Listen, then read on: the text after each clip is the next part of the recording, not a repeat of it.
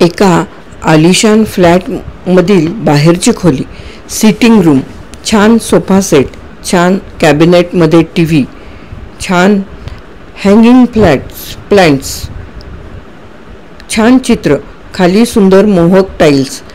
स्नेहाची नजर खोलीभर फिरत होती आणि मग ती शेवटी समोरच्या स्त्रीवर स्थिरावली. या मिसेस पोद्दार, या बसा, सारंग म्हणाला. ती होती तिथेच उभी राहिली. या ना, खरंच या, ही माझी आई. ती शेवटी पुढे झाली आणि एका खुर्चीत बसली. आई, सारंग त्या पोक्त स्त्रीकडे वळून म्हणाला. तू पण जरा बस. म्हणजे या कोण, इथे कशा आल्या ते सांगतो, बस. सारंगची आई स्नेहाच्या शेजारच्या खुर्चीत बसली. आता स्नेहाने त्यांच्याकडे प्रथम नीट पाहिलं. गौरवर्ण पण जरा चोपलेला चेहरा, आता चेहऱ्यावर जरा गोंधळल्याचा भाव. आई, मी बाहेर निघालो होतो आणि आपल्या बिल्डिंगसमोर फुटपाथवरच या पोद्दार उभ्या होत्या.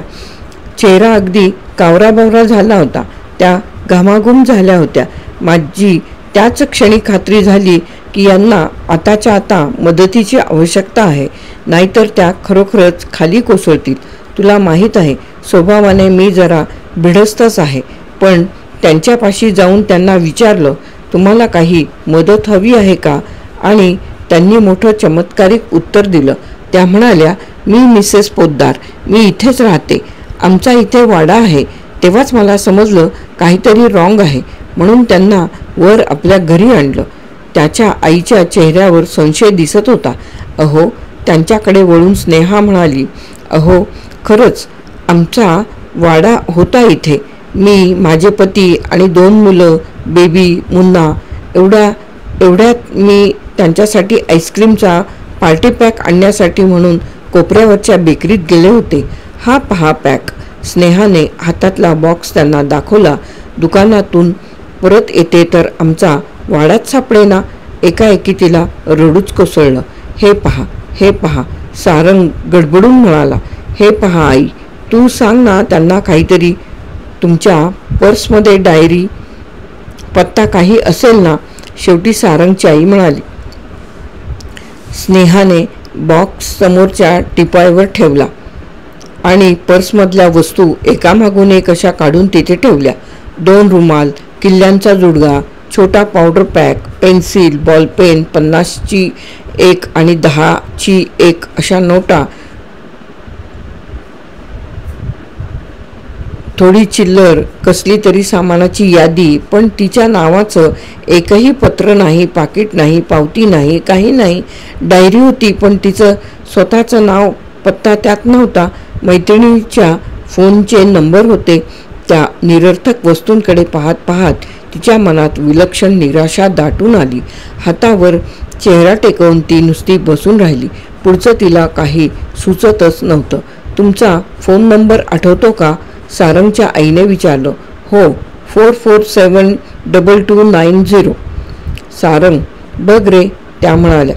सारंगने तो नंबर फिरवला. तो हॅलो म्हणताच स्नेहा एकदम उभी राहिली. त्याच्याकडे 2 पावलं टाकत म्हणाली, मला द्या. एक हात वर करून तिला थांबवत सारंग फोनमध्ये म्हणाला, हा पोद्दारांचा नंबर आहे का? आणि मग सावकाश मान हलवत त्याने फोन खाली ठेवला. नाही हो, तुमची काहीतरी चूक झाली असेल, स्नेहा पुढे होत म्हणाली.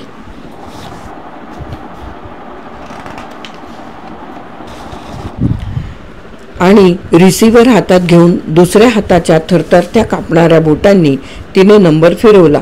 फोन उचलला जाताच ती आवेगाने म्हणाली, अरविंद. फोनवर कोणीतरी जरा त्रासिक आवाजात म्हणालं, मॅडम, इथे अरविंद नावाचे कोणी नाहीत. असं कसं? हा 4472290 आहे ना? हो मॅडम, हा तर पोद्दारांचा नंबर आहे. तिथे अरविंद असणारच. Sorry madam. एवढंच बोलून त्या माणसाने फोन खाली ठेवून दिला. स्नेहा वेड्यासारखी हातातल्या फोनकडे पाहतच राहिली.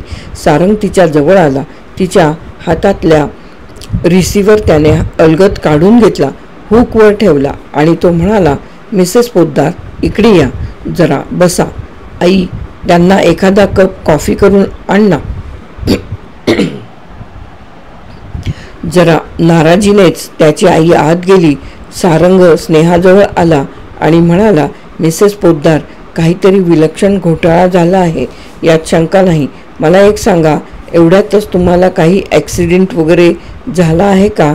काही मार बसला का? त्याच्याशी काय संबंध? माफ करा, पण मी असं ऐकलं आहे की एखाद्या अपघातात काही जखम झाली किंवा जोराचा धक्का बसला तर माणसाची स्मृती नाहीशी होते. त्याला काही गोष्टी आठवत नाहीत. मग स्नेहाला ती अगदी जवळून गेलेली गाडी आठवली. ॲक्सिडेंट नाही, पण मगाशी रस्ता क्रॉस करताना एक गाडी माझ्या अगदी जवळून अतिशय फास्ट गेली. इतकी जवळून की सांगता सोय नाही. मध्ये जेमतेम इंचभर अंतर असेल.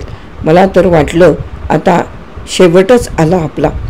काय घाबरले मी. साऱ्या अंगाला दरदरून घाम आला. हातपाय कापायला लागले. त्याच्या चेहऱ्याकडे पाहत ती म्हणाली, पण अहो, त्याचा काही संबंध नाही. मी आईस्क्रीम आणायला निघाले होते. ते चांगलं आठवत होतं मला. ते चांगलं आठवते की मला. मिसेस पोद्दार, काहीतरी घोटाळा झाला आहे हे मला दिसतं. तुमच्याही लक्षात आलं असेल, हो की नाही? त्याच्या का आणि कसं यात आपण जाऊ शकत नाही. ते एखाद्या डॉक्टरांचंच काम आहे, हो की नाही? डॉक्टर? नको. का? माझा मावस भाऊ डॉक्टर आहे. त्याला मी फोन करून बोलावून घेतो. अहो, पण दुसरं काय सुचवता तुम्ही? आता रात्रीच्या वेळी कुठे जाणार आहात? तुमच्याजवळ कपडे नाहीत, पैसे नाहीत, आणीबाणीची वेळ आहे असं नाही वाटत तुम्हाला? तेवढ्यात त्याची आई कॉफीचा मग घेऊन बाहेर आली. आई, आपल्या शेखरला फोन करतो. शेखरला? आपल्याला यातलं काही कळतं का? मिसेस पोद्दार, तुम्ही कॉफी घ्या, काही काळजी करू नका. मी मिनिटाभरात येतोच. आई, जरा आत येतेस का? हातातल्या कॉफीच्या मगकडे स्नेहा शून्य नजरेने पाहत बसली होती. सारंग आणि त्याची आई आत गेले. मिनिटभरात सारंग बाहेर आला. त्याने कोणाला तरी फोन केला. मग तो तिच्या जवळ आला. ती तशीच मग हातात घेऊन बसली होती. मिसेस पोद्दार, त्याच्या हाकेने ती दचकून बाणावर आली. घ्या ना कॉफी, जरा तरतरी येईल. डॉक्टर एवढ्यात येतातच आहेत. तोपर्यंत जरा शांत चित्ताने बसा. शांत चित्ताने बसा म्हणे. कसं शक्य होतं? तिकडे ते बिचारे अरविंद, बेबी, मुन्ना माझी वाट पाहून कंटाळले असतील. मला उशीर का झाला पाहायला? अरविंद रस्त्यावर आला असेल. बेबी, मुन्नाची तोंड रडवेली झाली असतील. म्हणे शांत बसा. सारंगची आई तेवढ्यात बाहेर आली. सारंग म्हणाला, आई, शेखर सापडला बघ दवाखान्यात. येतोच आहे. सारंगची आई स्नेहा शेजारच्या खुर्चीत बसली. कदाचित त्यांनी स्वतःशीच विचार केला असावा, पण मघाच्या त्यांच्या चेहऱ्यावरच्या त्या नाराजीच्या रेषा गेल्या होत्या. स्नेहाच्या हातावर हात ठेवत त्या म्हणाल्या, स्नेहाबाई, तुम्ही मुळीच काळजी करू नका. हा आमचा शेखर म्हणजे विलक्षण हुशार आहे. अगदी काळजी करू नका. खोलीतल्या घड्याळाचा टोल पडला. 8:30.